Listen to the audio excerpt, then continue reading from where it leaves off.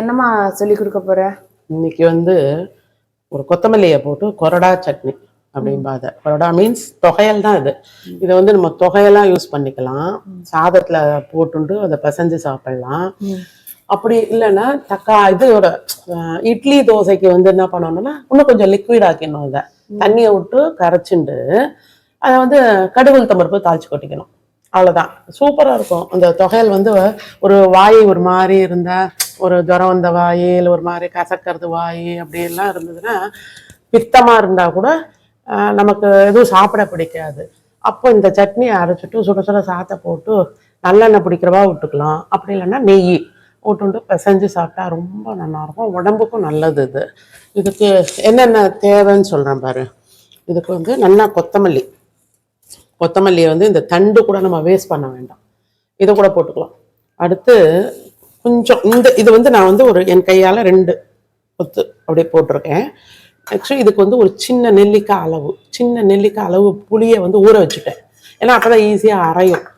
அடுத்து பெருங்காயம், கொஞ்சம் தேங்காய் போடணும், தேவையான அளவு உப்பு. தண்ணி வேணும்னா இப்போ சேர்த்துக்கலாம். ஆனால் நம்ம தொகையெல்லாம் அரைக்கிறதால கெட்டிமாக தானே அரைப்போம், அதனால ரொம்ப தண்ணி வேணாம். இந்த புளியில இருக்க தண்ணியை மோஸ்ட்லி போதும். இப்போ புதுவசரி எப்போ பாரு நம்மளால அடிக்கடி இந்த மாதிரி தொகையெல்லாம் அரைக்க முடியலன்னு வச்சுக்கோ. இந்த தண்டெல்லாம் வேஸ்ட் பண்ணக்கூடாது. எங்க சித்தி என்ன தெரியுமா பண்ணுவா, இந்த தண்டெல்லாம் அழகா வச்சு இந்த மாதிரி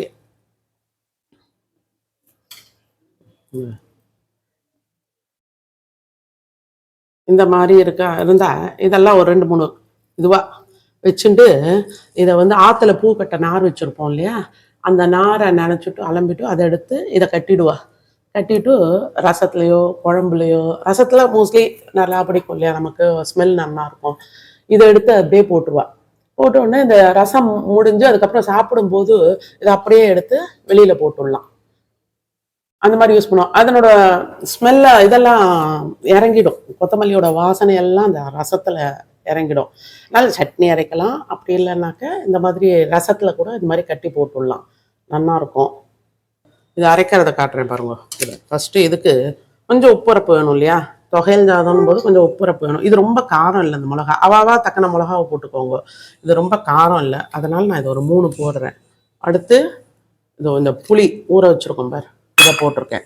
இதை போட்டுட்டு துளி உப்பு, அதாவது எல்லாம் கந்திட்டம் தான், உப்பெல்லாம் எனக்கு அளவு நான் சொல்லலை. இதுக்கு ஏற்ற புளி மட்டும் உப்பு போட்டுக்கோங்க, வேணும்னா அப்புறம் போட்டுக்கலாம், அவ்வளோதான். அதை பற்றி ஜாஸ்தியானது தான் அதை இது பண்ண முடியாது. கம்மியாக இருந்தால் அப்புறம் கூட களத்தில் போட்டுக்கலாம், டேபிள் சால்ட்டை.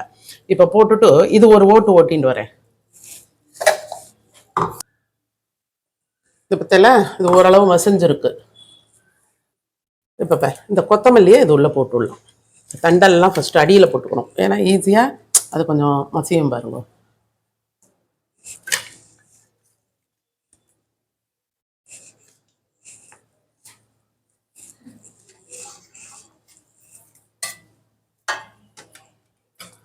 இது இப்போ ஒரு ஓட்டிட்டு வரேன். இப்போ அதை அரைச்சின்னு வந்துட்டேன்னா இப்போ இது என்ன பண்ணோன்னா கொஞ்சோண்டு தேங்காய், நிறைய வேண்டாம், அதுக்கு தக்கினதை போட்டுக்கோங்க. போட்டு இந்த பெருங்காய பொடி